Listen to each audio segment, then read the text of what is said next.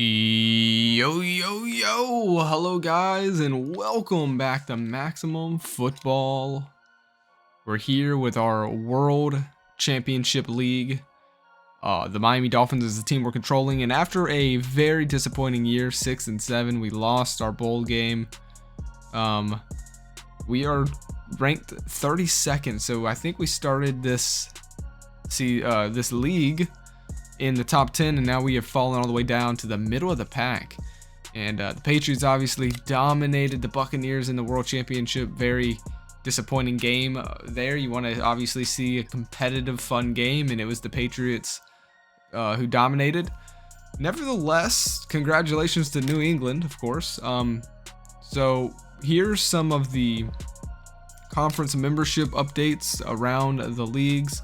You've got promotions, you got demotions. That's kind of how this works. So Michigan Spartans there move up. The Cleveland Keysters move up, rightfully so. A lot of these lower teams, I feel like they should be able to move up a couple spots, but obviously it doesn't matter what conference you're in. You can still obviously play for the World Championship, but you have more of a likelihood if you're in the upper conferences. Now this is the off-season screen. It's not as in-depth as I was hoping. The drills are very not good, boring in my opinion.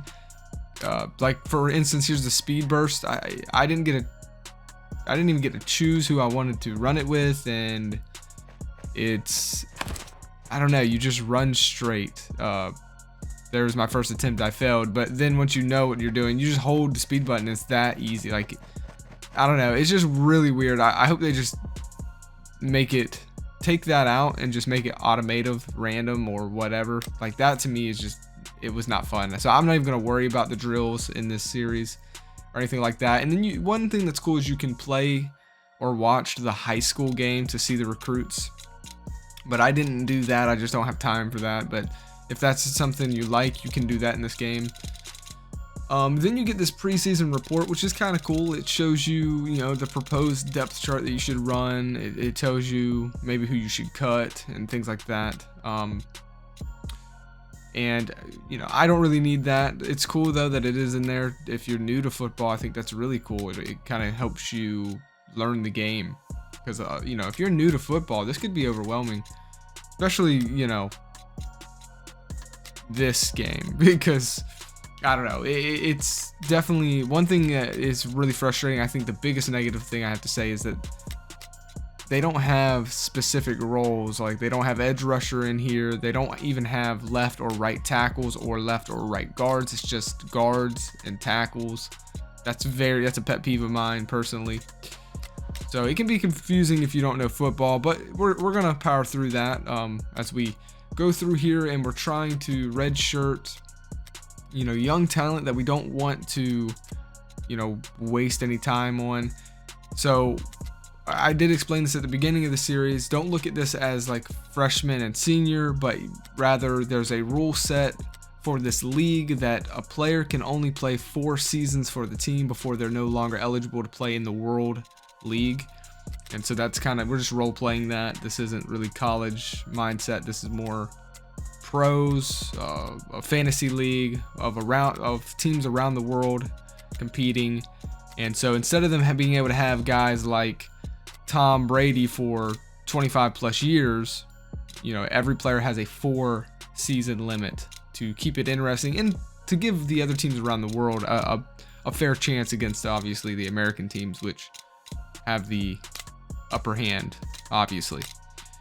But anyways, moving over to the rankings, the Patriots obviously well deserved. They're the #1 team coming into this year. Jaguars are in second. Bucks are in third, actually, so they're not the second best team there. We have fallen down to 32nd. The Boston Bells are above us. That's a subscriber team there. Yeah, Razorbacks there.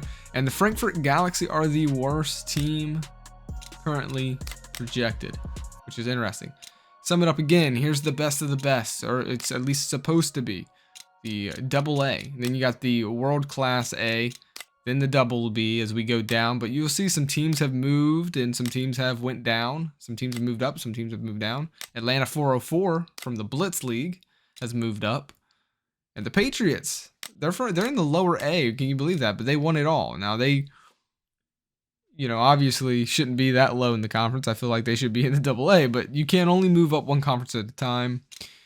And Johnny Manfredi is the head coach, by the way, who won that. So it's so cool. This game is going to keep all the stats for us.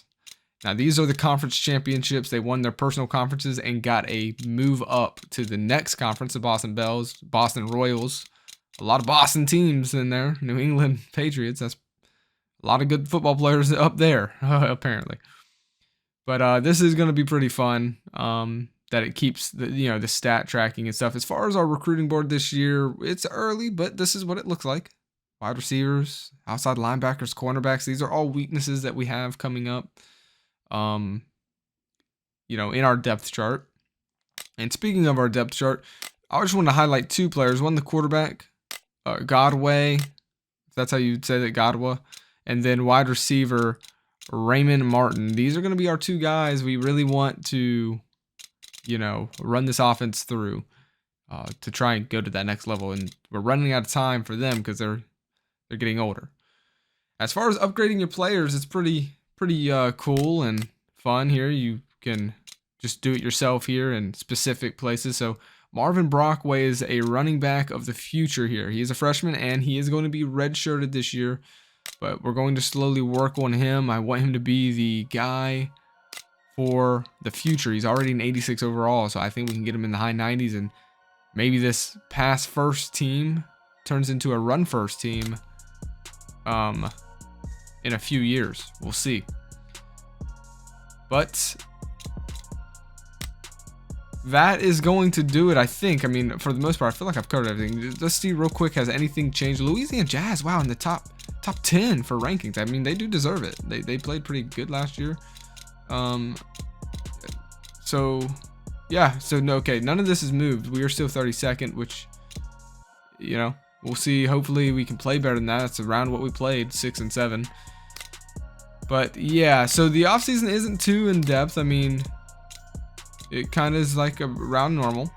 Now, this is what we did. It's going to keep, this is one cool thing, it's going to keep our stats forever. So our first season we went 6 and 7. We're going to see if we can do more than that.